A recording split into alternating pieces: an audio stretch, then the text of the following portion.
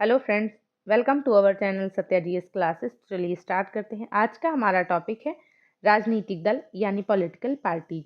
ठीक है, दलीय व्यवस्था राजनीतिक व्यवस्था का अंग है।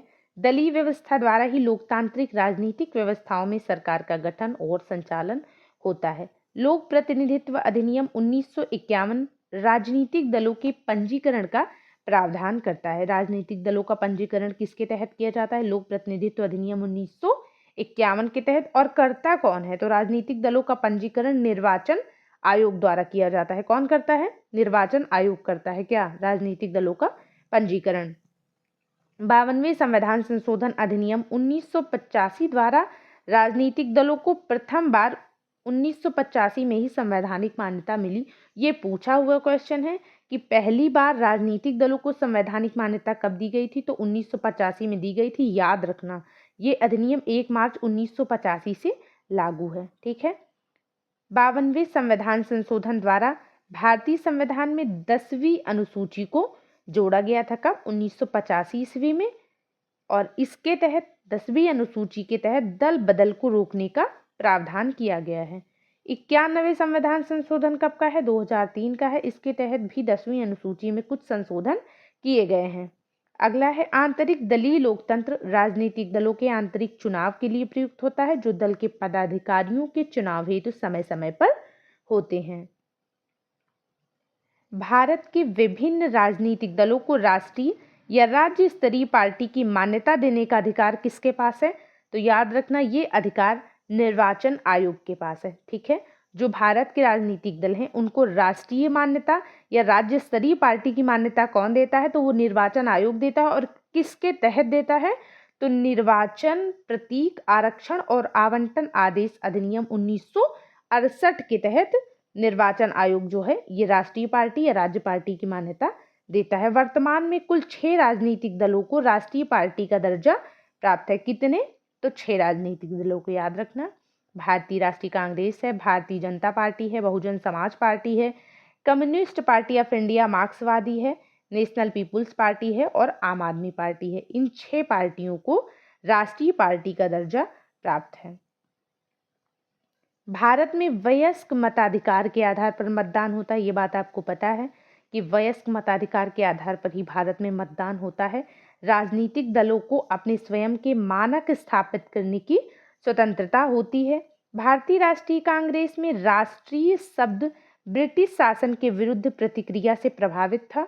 भारतीय राष्ट्रीय कांग्रेस के प्रथम अध्यक्ष कौन थे? व्योमेश चंद्र बनर्जी थे। भारतीय राष्ट्रीय कांग्रेस की स्थापना कब हुई? तो 1985 में हुई थी। अगली है भारतीय जनता पार्टी। भारतीय जनता पार्टी के जो प्रथम अध्यक्ष थे वो अटल बिहारी वाजपेयी जी थे। और भारतीय जनता पार्टी का गठन कब हुआ था? 1980 में हुआ था। अगली है independent labour party. Most important है गाइज, 1936 में इसकी स्थापना हुई थी। और इसके संस्थापक कौन है? इंडिपेंडेंट लेबर पार्टी के संस्थापक डॉक्टर भीमराव अंबेडकर जी थे। वर्तमान में सक्रिय कम्युनिस्ट पार्टी ऑफ इंडिया की स्थापना कब हुई थी? तो 1925 में हुई थी।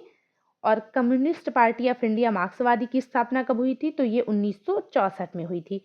और ये जो है कम्युनिस्ट पार्टी ऑफ इंडिया मार्क्सवादी, इसको अभी वर्तमान में राष्ट्रीय दल का दर्जा भी प्राप्त है। महात्मा गांधी और जयप्रकाश नारायण, इन दोनों ने भारत में दल विहीन प्रजातंत्र का समर्थन किया था। ये पूछा हुआ प्रश्न है कि भारत में दल विहीन प्रजातंत्र का समर्थन किसने किया था? तो महात्मा गांधी और जयप्रकाश नारायण जी ने किया था। अगला है निर्वाचन प्रतीक आरक्षण और आवंटन आदेश 1968 के अनुसार किसी भी राजनीतिक दल को राष्ट्रीय दल के रूप में तब स्वीकृति दी जाती है जब वो निम्नलिखित 3 शर्तों में से कोई एक पूरी करे। 3 शर्तें दी गई हैं। इन्हीं 3 शर्तों में से अगर कोई भी राजनीतिक दल कोई एक शर्त पूरी करता है तो उसे राष्ट्रीय दल के रूप में मान्यता दे दी जाती है। कौन सी शर्तें हैं? तो देख लेते हैं। पहली शर्त है उस राजनीतिक दल को 4 या अधिक राज्यों में लोकसभा या विधानसभा के पिछले आम चुनावों में, ठीक है, पिछले आम चुनावों में कम से कम 6% मत कितना? 6%। और साथ ही कम से कम 4 लोकसभा सीटें प्राप्त हों। ये पहली शर्त है। अगर ये पूरा करता है तो ठीक है, अगर ये नहीं पूरा करता तो दूसरी शर्त क्या है कि उस दल को लोकसभा के पिछले आम चुनाव में लोकसभा की कुल सदस्य संख्या की कम से कम 2% सीटें, 2 सीटें नहीं 2% सीटें हों, ठीक है, उस दल के पास, तथा ये सदस्य कम से कम 3 राज्यों से चुने गए हों।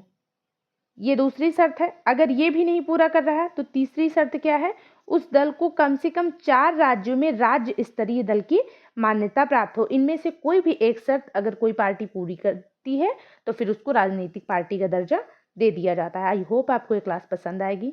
अगर आती है तो प्लीज़ इसे लाइक और शेयर जरूर करें। Thank you so much.